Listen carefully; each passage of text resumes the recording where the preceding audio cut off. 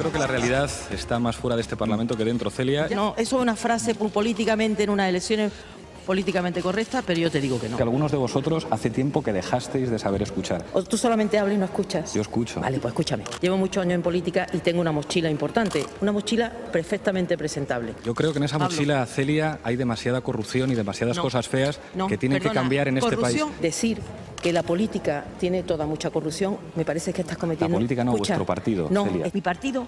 Por desgracia hemos tenido casos importantes de corrupción, que a quien más nos jode es a nosotros, a los del Partido Popular.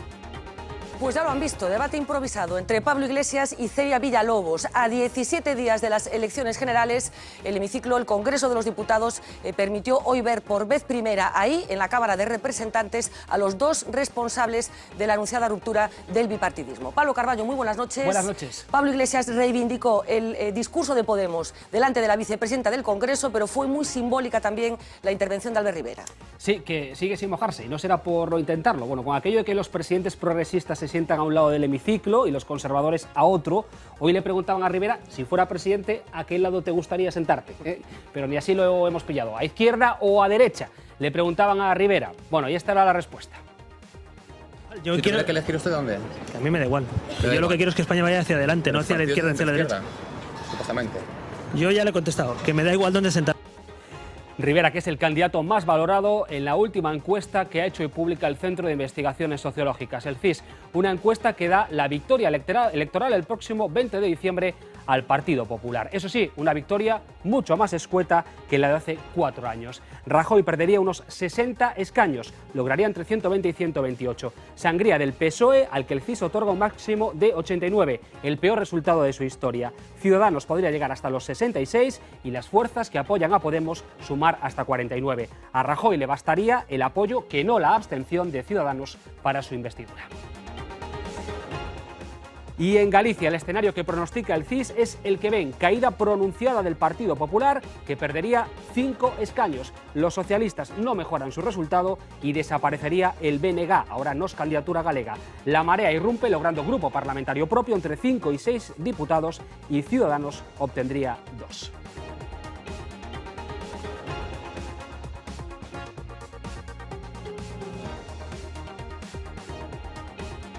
Bueno, pues en menos de 2 horas arranca oficialmente una campaña electoral a la que ya venimos acostumbrados. Vamos a estar, por cierto, en directo vía telefónica en todos los puntos de interés, con el Partido Popular, con el Partido Socialista, con el BNG, ahora Nos Candidatura Galega, con Ciudadanos y también con Marea.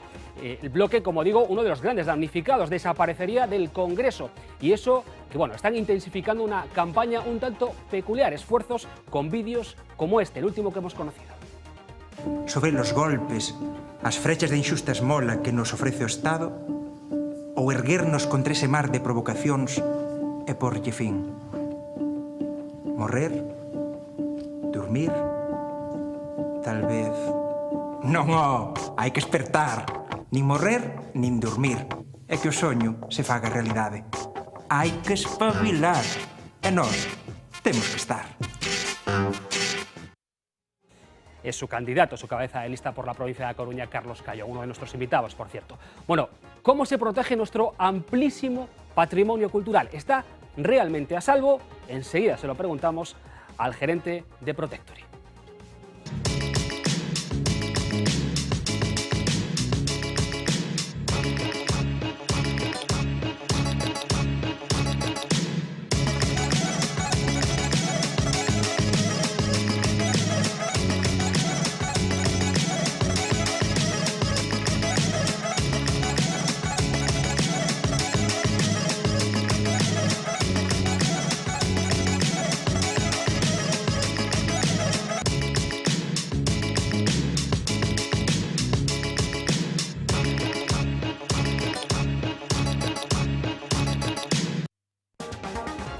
Fernando Prieto, muy buenas noches. Como decíamos, gerente de Protectory, puede que, así dicho, a la gente no le diga demasiado. Seguro que después de esta conversación vamos a comprender mucho mejor a qué se dedica Protectory, una asociación muy diferente a las que existen en el resto de Europa. En España y en Galicia, lo comentábamos antes de empezar, probablemente tenemos un petróleo del que no somos exactamente conscientes. Hablamos de la riqueza cultural y patrimonial.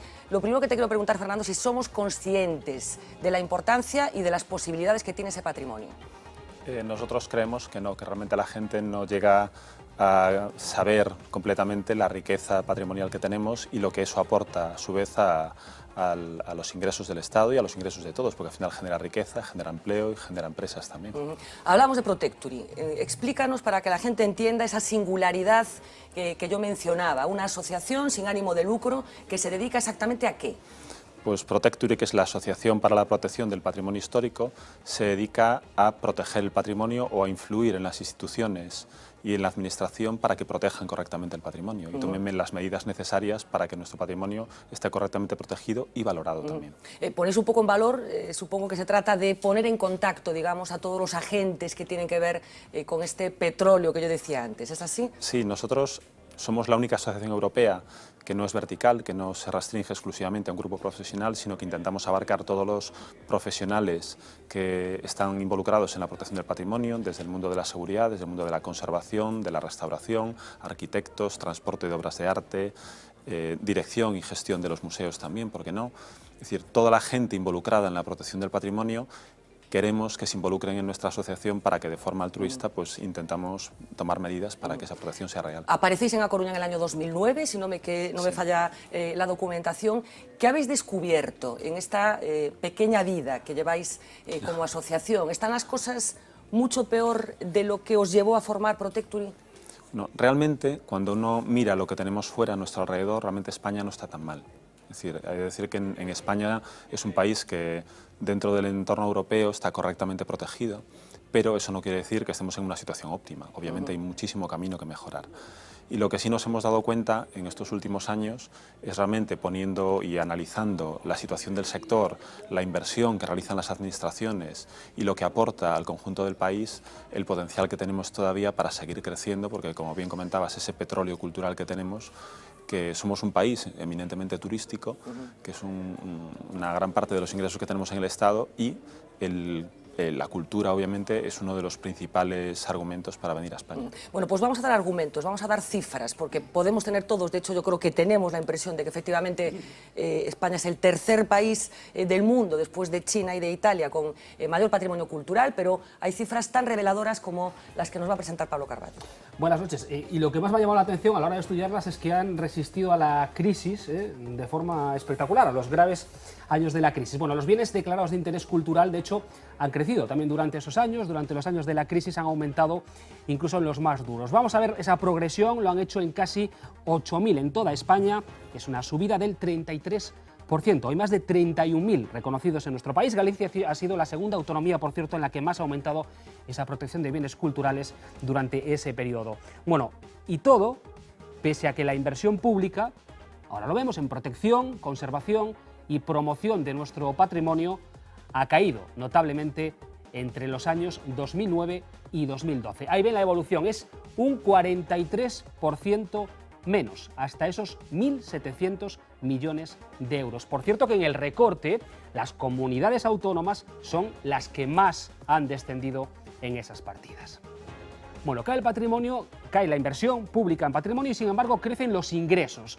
Lo acaba de apuntar nuestro invitado, por turismo que genera ese patrimonio cultural. En Galicia se ha duplicado, por cierto, en 2014 prácticamente un 20%, ha sumado un 20% respecto al 2013. En el conjunto de España, el incremento ha sido de más de un 13%, hasta rozar los 40.000 millones de euros de ingresos. Lo que más crece es el turismo cultural extranjero, lo ha hecho un 23%, sumando 5.000 millones de euros más. Y vamos a ver el reparto por comunidades. Ahí lo tienen, es el reparto por autonomías. Cataluña y Andalucía están, junto a la Comunidad Valenciana y las islas, a la cabeza de ingresos. Galicia está en un término medio con esos más de 600 millones de euros. Son datos los que están viendo del 2013. Por cierto que la Catedral de Santiago y el Castro de Santa Tegra, en Pontevedra, son los bienes de interés cultural más visitados en nuestra comunidad, en la gallega. Bueno, y en este contexto, en el que los puestos de trabajo, por cierto, se han ido reduciendo en la industria de la cultura hasta un 12%, los que tienen que ver con la conservación, con la gestión del patrimonio cultural, se han incrementado, además de forma notable. Si vemos los datos, es más que llamativo ese progreso incluso en los años de crisis. El empleo ha crecido, para que se hagan una idea, en este sector, en el patrimonio, un 184% en 4 años, hasta superar los 20.000 trabajadores. Crecen también el número de empresas dedicadas al sector, más de un 240%. Hay más de 4.500. En España, cuando Fernanda 4 años antes solo había 1.300. Es decir, se han cuadriplicado. Pues cifras apabullantes y supongo que sin que esté sublimado la gestión de ese patrimonio, supongo, Fernando, ¿no? Sí, realmente la gestión que se está haciendo, quizá lo que nos falta es venderlo mejor. Una de las principales cuestiones que se trató en el último congreso que celebramos en Madrid fue precisamente la falta de puesta en valor de los elementos patrimoniales, el generar una imagen de marca asociada al patrimonio cultural. El otro día precisamente comentábamos, por ejemplo, el caso de la playa de las Catedrales, como hace unos años, pues realmente era una playa preciosa que visitábamos mucho los gallegos, pero de unos años para aquí pues se ha generado una imagen de marca asociada a aparecer en ciertos rankings y de repente pues ha habido un boom de visitas a la playa de las Catedrales. Es decir, no quiero decir que tengamos que generar un exceso de visitas a los elementos patrimoniales, porque eso también es malo, pero sí que el posicionamiento de una imagen de marca asociada al patrimonio cultural genera que la gente quiera visitarlo y quiera conocerlo. ¿Está suficientemente bien inventariado ese patrimonio cultural o el primer problema que tenemos es que no sabemos lo que tenemos? En muchos casos no sabemos lo que tenemos. Solamente yendo, por ejemplo, a los archivos de las catedrales, pues realmente no se sabe lo que existe en los archivos de las catedrales. Tenemos, en Galicia tenemos ya un volumen importante de catedrales y de archivos en los cuales no sabemos realmente o no está inventariado lo que hay dentro, ¿no? Y todo lo que no se conoce tampoco se puede poner en valor, porque es como si no existiese. Bueno, hablamos de catedrales, que es lo más visible, digamos, del patrimonio que puede tener la Iglesia, pero la Iglesia es uno de los grandes propietarios de patrimonio cultural aquí en España, y yo no sé cómo es la gestión de ese patrimonio por parte de la Iglesia, si es colaboradora, si se deja asesorar, si tiene técnicos suficientes como para poder abordar todo, insisto, este ingente patrimonio que además de las catedrales, pues está salpicado por todo el territorio. Pues la Iglesia evidentemente tiene buenas intenciones y estoy seguro de que nadie hace o deja de proteger por mal, pero lo cierto es que a día de hoy en el Estado español solamente existen 2 direcciones de seguridad, incluso después de lo que ha pasado en Santiago de Compostela, que son la Dirección de Seguridad del Pilar de Zaragoza, después del atentado que hubo con bomba dentro de la catedral, y la Dirección de Seguridad de la Abadía de Montserrat, pues que tiene un tráfico anual de más de 3,5 millones de personas, y que de hecho el director de seguridad de la Abadía de Montserrat es el presidente de Protector en este momento, Jesús Alcantarilla. Pero ¿Solo esto? Es lo único que hay, es decir, no tiene ninguna dirección de seguridad más creada para la protección de su patrimonio. Y yo no sé si habéis llamado a la puerta de la Iglesia para tratar de colaborar con ellos en la organización de este patrimonio. Se mantienen relaciones, obviamente, pero bueno, es un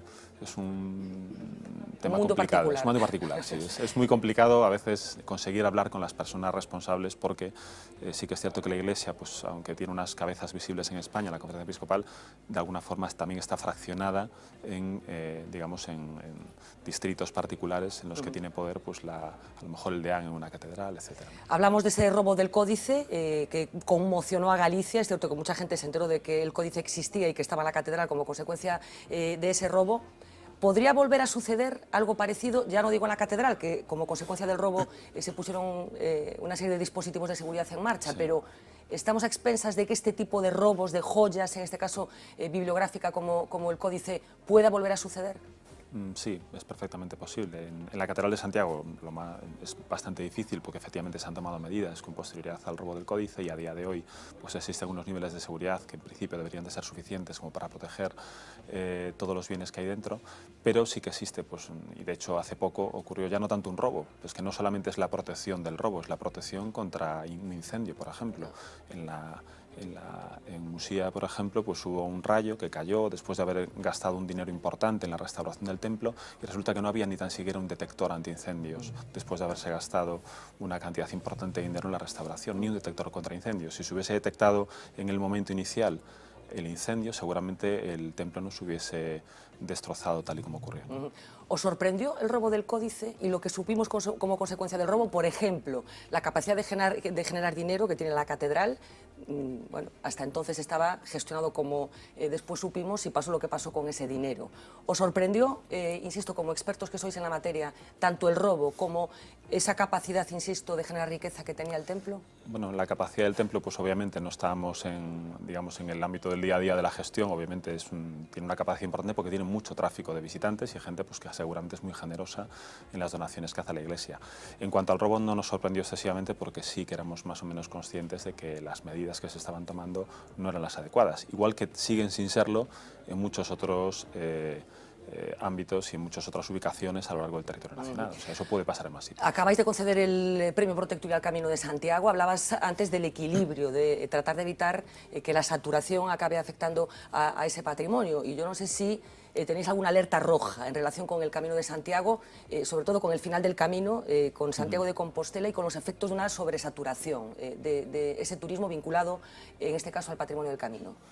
Le dimos un premio al camino, efectivamente, porque creemos que la labor que se está haciendo de protección del camino, especialmente en el tramo final por parte de la Xunta de Galicia, pues es muy importante y, de hecho, queríamos reconocérselo de esa forma porque es, bueno, creo que es de derecho, ¿no?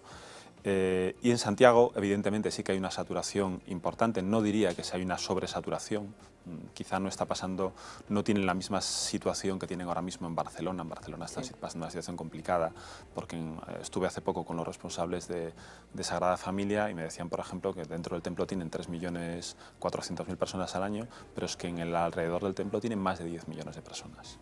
Ingestionable, supongo. Es muy difícil de gestionar y afecta obviamente pues, no solamente a la seguridad, sino también a la calidad de vida de las personas que viven allí. Eso hay que intentar gestionarlo para que no se genere una sobresaturación que es perjudicial para el patrimonio y para la gente que lo va a disfrutar también. ¿Se roba mucho arte en España?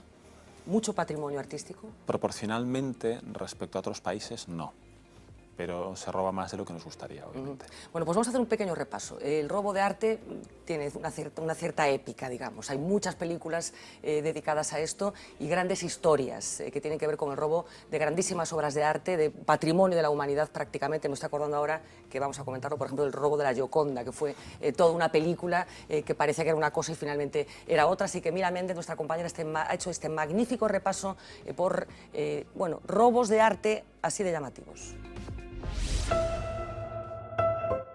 El Museo del Prado es más importante para España que la monarquía y la república juntas.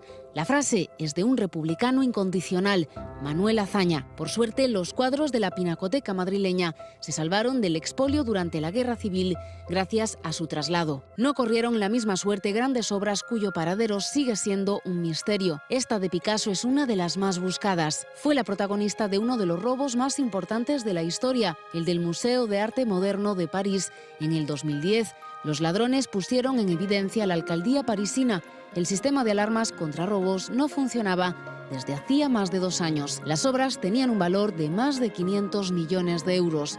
2 Van Gogh también están perdidos desde el año 2002. El Museo de Ámsterdam ofreció una recompensa de 100.000 euros, pero nunca obtuvo respuesta. En el año 91 ya sufrió otro susto. Sustrajeron 20 piezas, todas de Van Gogh, entre ellas los girasoles. Uno de los guardias de seguridad estaba compinchado. El coche que debía recogerlos sufrió un fallo mecánico, así que huyeron dejando atrás el botín en otro coche abandonado. Europa ha sufrido varios robos de película en los últimos años. En el 2008 varios hombres armados secuestraron a los trabajadores de la Fundación Emil Brun en Suiza. Mucho más prosaico fue el robo del retrato del duque de Wellington de Goya en la National Gallery de Londres en el año 61. Bastó con enfadar a un taxista jubilado de la City por la subida de las tasas de la televisión. La Gioconda, el cuadro más preciado, no podía escapar a la codicia de los ladrones. Desapareció del Louvre una noche de 1911. El propio Picasso fue interrogado.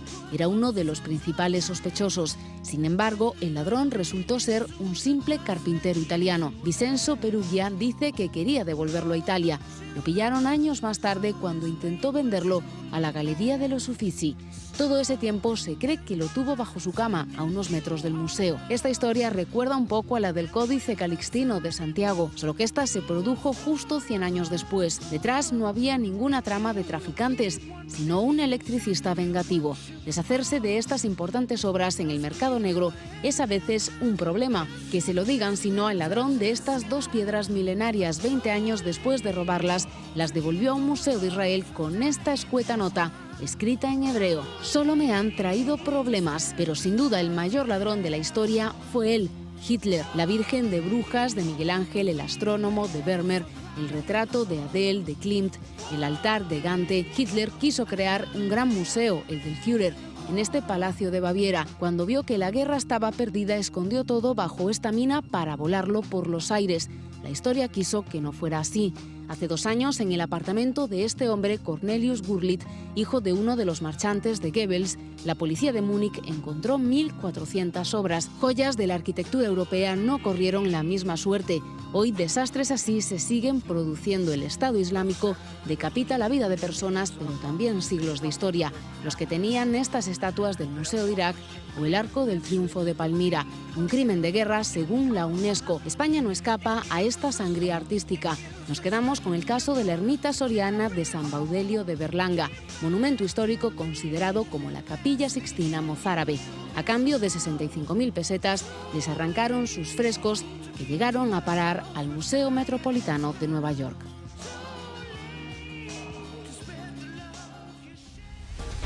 Esta pieza podía durar toda la noche porque hay 1000 historias relacionadas con el robo de obras de arte, con el expolio, con la destrucción. Hablamos de robo. ¿Quién roba obras de arte y por qué? Habitualmente suelen ser robos por encargo, porque los robos únicamente, o sea, robando una obra de arte importante, reconocida y catalogada en un museo es muy difícil colocarla después, claro. Es muy complicado. Y de hecho, nosotros, una de las medidas que estamos impulsando es la creación de una red de alerta temprana que implique tanto a Guardia Civil, Policía Nacional, principales museos e instituciones para detectar de forma inicial cada vez que se produzca un atentado, un fraude o un intento de robo en alguna de las pinacotecas o en alguno de los museos que albergan esas obras. Para que haya la alerta de que ese cuadro en concreto o esa escultura en concreto está donde no tiene que estar, ¿no? Sobre todo impedir que circule y que salga, que salga fuera de España o que se metan circuitos que permitan su venta fuera de España. Decías que son robos por encargo, que son obras difíciles de colocar porque son muy conocidas, con lo cual va a ser difícil que aparezca en Sotheby's, por ejemplo. Sí. O sea, ¿cuál es finalmente el impulso que lleva a una persona a hacer este encargo? Finalmente, amor por el arte, aunque parezca una paradoja. Sí, son gente realmente coleccionistas pues, que desean tener ciertas piezas y que pagan cantidades importantes por tenerlas en sus casas, en su estantería. ¿Es muy oscuro el mundo de la compraventa de obras de arte en el mundo B, digamos? Bueno, en el apartado no visible, sí, obviamente. El apartado, digamos, legal... No, me refiero al ilegal, lógicamente. Me refiero al ilegal, porque es cierto que hay un mundo bueno, que no se sabe cómo funciona exactamente, pero que está vinculado a cosas muy feas que tienen que ver con la humanidad, ¿no? O sea, hay cosas, funciona de esta manera, ¿no? Bueno, y gente incluso pues, que intenta, de hecho, pues, con los bienes inventariados y bienes de interés cultural no se puede hacer lo que uno quiera. Es decir, todos los bienes que forman parte del patrimonio del Estado, aunque uno tenga la propiedad y los tenga en su casa, no se pueden sacar fuera del país, lo que acaba de pasar recientemente con el cuadro propiedad de Emilio Botín. Claro, por ejemplo. Que lo pillaron en medio del Mediterráneo gracias a una labor muy importante de la Interpol que consiguió interceptar el cuadro y volver a traerlo a España. ¿Y esto la gente lo comprende? ¿Los propietarios de esas obras comprenden las limitaciones del patrimonio, digamos? Es evidente que en este caso no. O lo sabía y prefiero no enterarse, ¿no? Efectivamente. Yo no sé, un tema de comprensión o un tema de que, bueno, que intentan saltarse la ley igualmente para, digamos, vender la obra y conseguir el dinero. Bueno, veíamos también expolio, lo que está pasando en Siria, en todo ese territorio, pues nos ha traído prácticamente a diario imágenes de destrucciones terribles, la destrucción de Palmira, hemos hablado aquí muchas veces. Hablamos de riqueza cultural, pero también de identidad, porque hay muchos movimientos que lo primero que buscan es destruir determinadas cosas que supongo que tienen que ver con la identidad. ¿Es algo más una obra de arte, un edificio, es algo más, tiene algo más que ver que un simple objeto? Bueno, el patrimonio al final forma parte de la historia de uno, con lo cual seguramente si a nosotros nos quisiesen destruir a nivel moral y destruir nuestra fortaleza, pues si se destruyen la Catedral de Santiago, el potencial de desánimo y que consiguen transmitir a la sociedad es terrible. O sea, realmente te pueden llegar a bajar a sentirte, bueno, muchísimo peor que únicamente a lo mejor por destruir un edificio administrativo, ¿no? Entonces, los terroristas, bueno, no solamente los terroristas, en las guerras habitualmente se intenta destruir siempre la identidad cultural y patrimonial del pueblo que se conquista o que se está atacando precisamente para destrozarlo, para dominarlo, ¿no? Hablamos de expolios también, y tú me dirás si son leyendas urbanas o no, pero durante unos años, no hablo de ahora, hablo en el pasado, había la teoría de que había muchos edificios, muchas iglesias, muchos templos de gran valor que eran adquiridos por personas con dinero, por ricos, por multimillonarios de otros países que hacían la transacción con alguien que no tenía derecho a hacerla, pero que efectivamente era así, que se trasladaban a otros países. ¿Esto sucedía o forma parte de la leyenda? Esto sucede. Sucede. Esto sucede a día de hoy, es decir, hay muchos, desgraciadamente, hay muchos elementos patrimoniales que son muy difíciles de proteger. Y pensemos, por ejemplo, ya no solamente en Galicia, en comunidades autónomas como Castilla y León, que es una comunidad muy grande y con una riqueza patrimonial extensísima y que tiene bienes patrimoniales muy valiosos en zonas muy inaccesibles.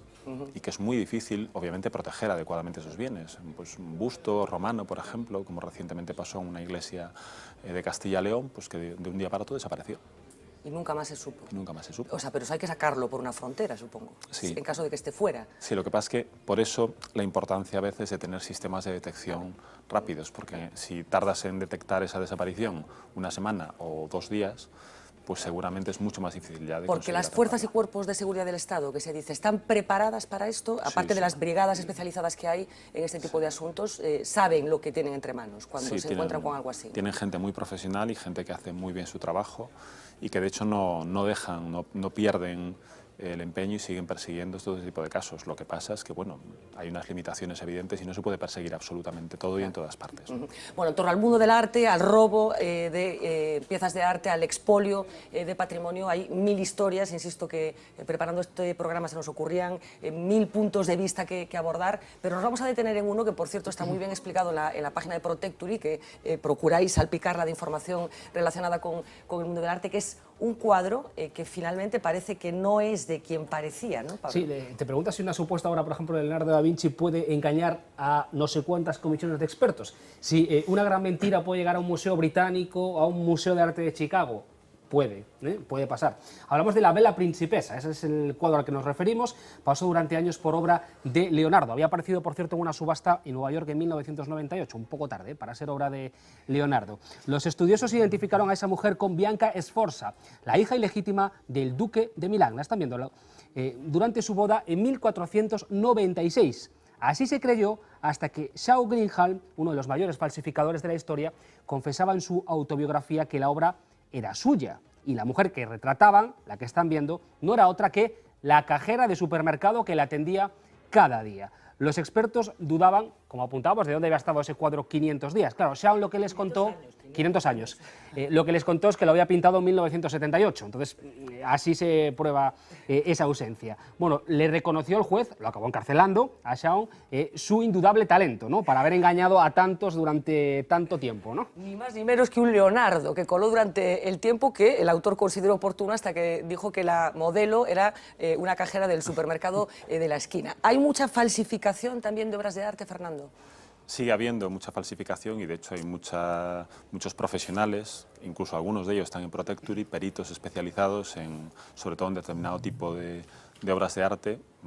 Uno muy famoso y que seguramente conoce todo el mundo, las falsificaciones asociadas a Dalí, por ejemplo. Claro. Y de hecho existen peritos especializados en la determinación si las obras son falsas o son auténticas. Porque, bueno, Dalí, el problema fue la historia que tuvo Dalí en los últimos años de su vida y entonces pues determinar a veces la falsedad o no. A la hora de firmar, ¿no? La falsedad o no a veces es difícil de determinar y hace falta estar muy especializado en un artista concreto para poder determinar si la obra es buena o no. O sea, puede haber incluso cosas auténticamente falsas, ¿no? Efectivamente.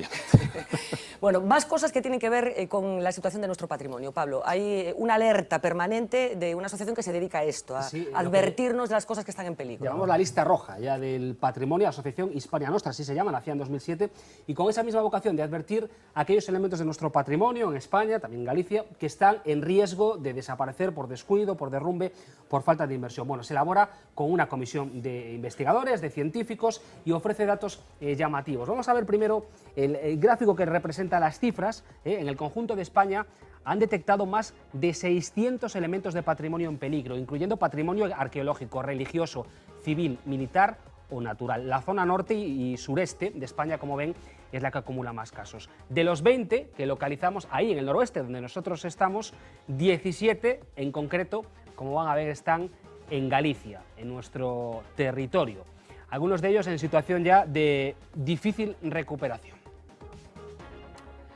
Bueno, algunos son sobradamente conocidos. Es el caso, por ejemplo, del casco antiguo de Ferrol, del que hablábamos ayer, Ferrol Bello, pendiente de recuperarse, pero otros quizá no lo sean tanto. Vamos a ir visualizando algunos de esos ejemplos que recoge la asociación, de los que podemos encontrar en nuestra tierra, en Galicia. En Brión, el Pazo de Ocasal, siglo XVII, siglo XVIII, un pazo barroco con capilla, restos de torre, palomar, patín exterior, hórreo de 7 pies que se ha desplomado de los muros, desaparecido el retablo de la capilla, sillares labrados esparcidos por el suelo y, como ven, en estado de gran deterioro. Otro ejemplo, también en Galicia, Monfero, en A Coruña, el monasterio benedictino de Santa María del siglo XII, la pérdida total de las dependencias del monasterio, denuncia esta asociación también por dejadez a la hora de su conservación.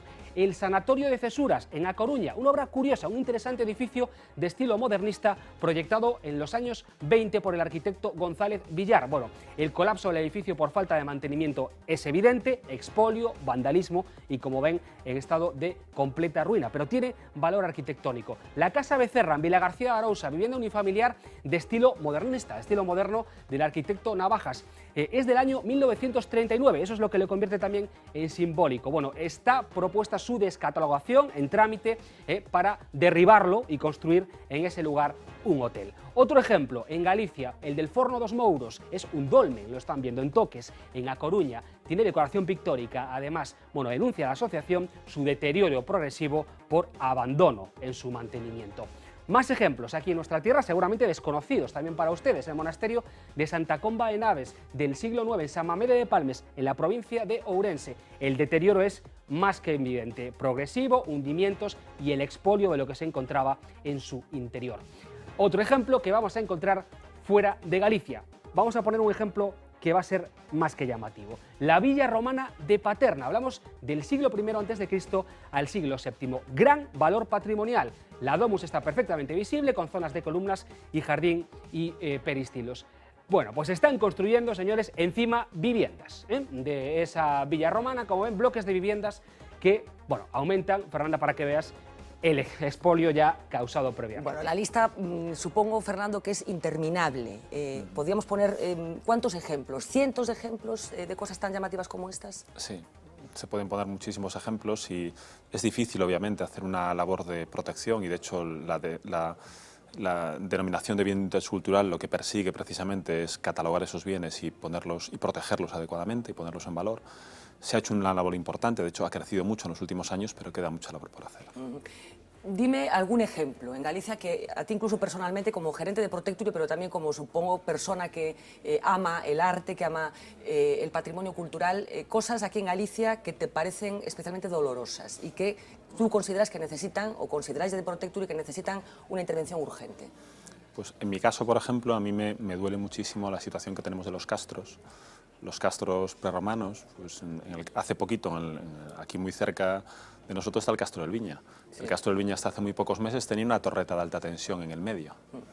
O sea que es algo absurdo. Ya no solamente no está puesto en valor, sino que se ha permitido construir una línea de alta tensión por el medio de un castro prerromano. Es decir, ese mismo elemento patrimonial, los castros gallegos, puestos en otro país, pues tendría un valor histórico, patrimonial y unas visitas infinitamente superiores de las que tenemos aquí, ¿no? Decías al principio que España no está tan mal si lo comparamos con el resto de Europa, pero ¿hay algún país que sea un modelo para vosotros? Un país en el que las cosas estén bien organizadas, que la sensibilidad de la administración sea suficiente, que la sensibilidad de los particulares también esté presente. ¿Hay algún referente al que mirar?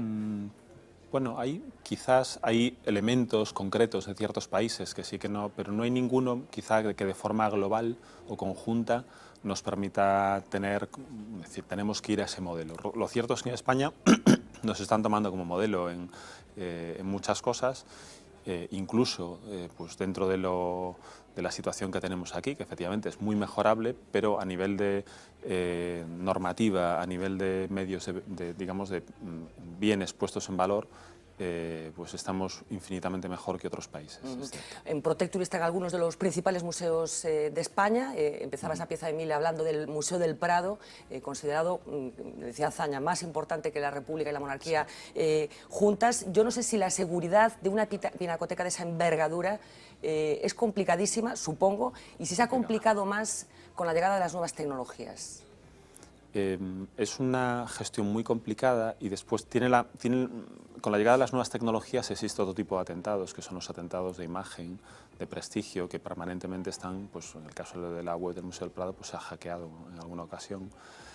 Y evidentemente, pues las nuevas tecnologías permiten proteger mejor el patrimonio, pero también existen expertos en romper la protección de las nuevas tecnologías. Es decir, es una guerra permanente entre el que intenta entrar y el que intenta proteger. El Museo del Prado, hay que decir que es uno de los museos mejor protegidos de España.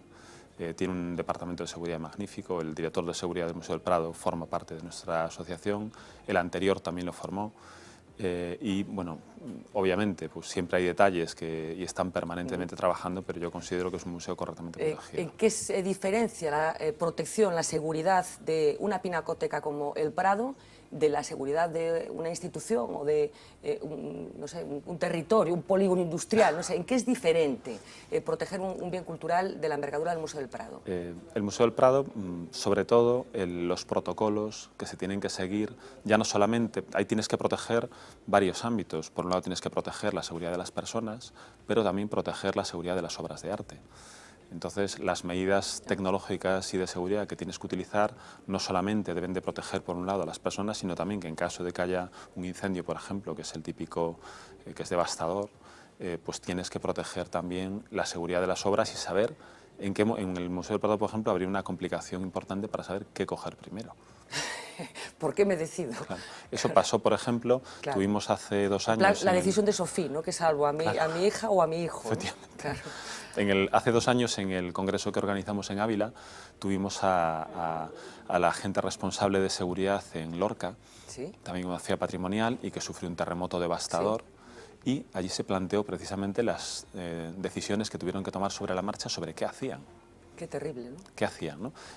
Por ejemplo, nosotros una de las líneas que estamos incidiendo con los cuerpos y fuerzas de seguridad del Estado es que existe una formación específica, ya no solamente con ellos... un protocolo para saber qué tienen que coger primero. ¿Qué es lo que tienen que hacer con ellos, con los bomberos, con las empresas de seguridad, que en el caso de que exista una situación crítica, protocolos exactos que tienen que hacer de cómo tienen que actuar en cada momento y qué piezas tienen que coger. Y esa formación, claro, la gente que está dentro del museo lo conoce, pero el problema es cuando alguien fuera del museo tiene que actuar, tiene que entrar un bombero y tiene que actuar. Y obviamente, pues, ¿cómo actúa? ¿Qué salva? Pues esa es la formación que muchas veces ellos demandan. Oye, dadnos pautas que tengamos que seguir para saber cómo actuar. Bueno, estamos acabando ya, Fernando, pero hablábamos de robos y los vándalos. ¿Qué representan para el patrimonio? Dentro de un museo, el típico señor que entra y hay muchos casos también, que acaba agrediendo a una obra de arte, pero también los vándalos que se dedican a hacer cosas que no deben con el patrimonio cultural que no está custodiado. ¿Hay mucho problema con el vandalismo en relación con el patrimonio cultural? Muchísimo. Pues, yo creo que a nadie se le escapa pues, ir a un elemento patrimonial, pues quien dice Muralla de Lugo, Catedral de Santiago, y que de repente en alguna esquina no se encuentra con una señal hecha en la pared por alguna persona que decidió que en ese momento pues, le gustaba dejar su firma allí para la posteridad. Y no se está dando cuenta pues, que están castigando seriamente pues, piedras que llevan ahí 1500 años en algún caso. Bueno, pues aquí nos quedamos. Fernando Prieto, seguro que tendremos ocasión de volver a hablar. Espero que no sea como consecuencia de algo parecido al robo del Códice Calistino, pero estaremos pendientes de cómo va evolucionando esta sensibilización de todos los agentes que forman parte de este petróleo del que hablábamos al principio y que es nuestro patrimonio cultural. Muchísimas gracias. A vosotros, muchas gracias. Vamos a hacer una pausa publicitaria, volvemos enseguida. Como saben, hoy es un día suculento en cuanto a noticias políticas. Ha salido el CIS, pasa por ser la encuesta electoral más importante por el número de personas a las que entrevista, 17.000, y porque esas entrevistas son en persona. Así que enseguida regresamos para compartir con ustedes todos los datos que ya les adelanto, que son muchos y algunos muy sorprendentes.